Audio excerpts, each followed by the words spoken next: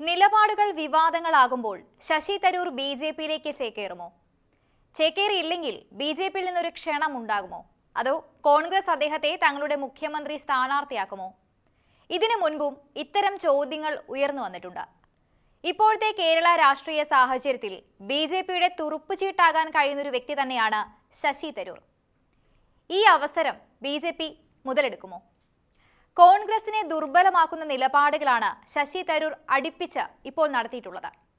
അതിലൊന്ന് കേരളത്തിലെ ഇടതുപക്ഷ സർക്കാരിനെ പുകഴ്ത്തുന്നതാണെങ്കിൽ രണ്ടാമത്തേത് നരേന്ദ്രമോദിയുടെ അമേരിക്കൻ സന്ദർശനത്തെ വാഴ്ത്തുകയാണ്.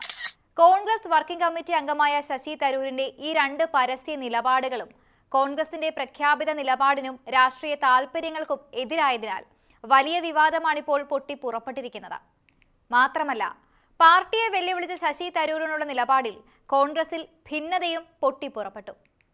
പ്രതിപക്ഷ നേതാവ് വി.ഡി. സതീശൻ ഉൾപ്പെടെ തരൂരിനെ വിമർശിച്ച് രംഗത്തെത്തിയെങ്കിലും തരൂരിനോട് കെ.പി.സി.സി അധ്യക്ഷൻ കെ. സുധാകരൻ മൃദു നിലപാടാണ് സ്വീകരിച്ചത്. തരൂരിനെ കുറ്റപ്പെടുത്താതെ വ്യവസായ മന്ത്രിയെ തള്ളിയായിരുന്നു സുധാകരന്റെ പ്രതികരണം. എന്നാൽ തരൂരിന്റേത് അച്ചടക്ക ലംഘനമാണെന്നാണ് ഭൂരിപക്ഷം നേതാക്കളുടെയും നിലവിലുള്ള അഭിപ്രായം. നടപടി തീരുമാനിക്കേണ്ടത് എ.ഐ.സി.സി ആണെന്നും കെ.പി.സി.സി നേതൃത്വം വ്യക്തമാക്കുന്നു. ഈ സാഹചര്യങ്ങളെല്ലാം ഇതിനകം തന്നെ ചൂടുള്ള ചർച്ചകൾക്ക് തുടക്കമിട്ടിട്ടുണ്ട്.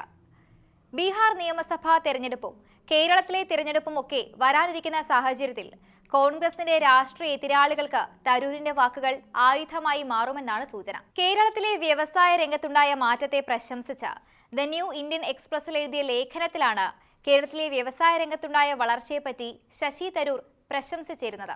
2024 ഗ്ലോബൽ സ്റ്റാർട്ടപ്പ് ഇക്കോസിസ്റ്റം റിപ്പോർട്ട് പറയുന്നതനുസരിച്ച് കേരളത്തിന്റെ സ്റ്റാർട്ടപ്പ് മൂല്യം ആഗോള ശരാശരിയേക്കാൾ 5 ഇരട്ടി അധികമാണെന്നാണ് ഈ ലേഖനത്തിൽ പറയുന്നത്. സിംഗപ്പൂരിലെയോ അമേരിക്കയിലോ ഒരു ബിസിനസ് തുടങ്ങാൻ 3 ദിവസം എടുക്കുമ്പോൾ ഇന്ത്യയിൽ അതേ ശരാശരി 114 ദിവസമാണ് എടുക്കുന്നത്. 2 ആഴ്ച മുൻപ് കേരളത്തിൽ 2 മിനിറ്റിനുള്ള ഒരു ബിസിനസ് തുടങ്ങാൻ കഴിയുമെന്ന് വ്യവസായ മന്ത്രി പി രാജീവ് പ്രഖ്യാപിച്ചതിനെയാണ് തരൂർ വാനോളം പുകഴ്ത്തിയിരുന്നത്. കേരളത്തെക്കുറിച്ച് നമ്മൾ എല്ലാവരും കേട്ടതും കരുതിയതുമായ കാര്യങ്ങളിൽ നിന്നുള്ള സ്വാഗതാർഹമായ മാറ്റമാണിതെന്നാണ് ശശി തരൂർ കുറിച്ചത്.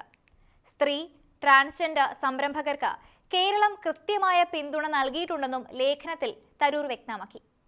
ഇന്ത്യയുടെ സംരംഭക ആവാസ വ്യവസ്ഥ വികസിക്കുമ്പോൾ സാമ്പത്തിക നവീകരണത്തിന്റെയും സുസ്ഥിര വളർച്ചയുടെയും മാതൃകയായി കേരളം വേറിട്ട് നിൽക്കാൻ തുടങ്ങിയിരിക്കുന്നതായും ഇനിയും ഒരുപാട് ദൂരം സഞ്ചരിക്കാനുണ്ടെന്നും തരൂർ വെളിപ്പെടുത്തി. വി.ഡി. സതീശനും രമേശ് ചെന്നിത്തലയും കെ. മുരളീധരനുമാണ് തരൂരിനെതിരായ വിമർശനങ്ങൾക്ക് തുടക്കമിട്ടത്. താൻ ഈ കണക്കിനോട് യോജിക്കുന്നില്ലെന്നും ഏത് കണക്ക് മുൻനിർത്തിയാണ് തരൂർ ഇങ്ങനെ പറഞ്ഞതെന്ന് അറിയില്ലെന്നും പ്രതിപക്ഷ നേതാവ് തുറന്നടിച്ചു. എന്നാൽ പാർട്ടി ഇക്കാര്യം പരിശോധിക്കട്ടെ എന്നാണ് വി.ഡി. സതീശൻ പ്രതികരിച്ചത്. ശശി തരൂർ തെറ്റിദ്ധരിച്ച് പറഞ്ഞതാകാമെന്നാണ് രമേശ് ചെന്നിത്തലയുടെ നിലപാട്. തരൂരിന്റെ ലേഖനത്തിലെ നിലപാടുകളും ചെന്നിത്തല തള്ളിക്കളഞ്ഞു.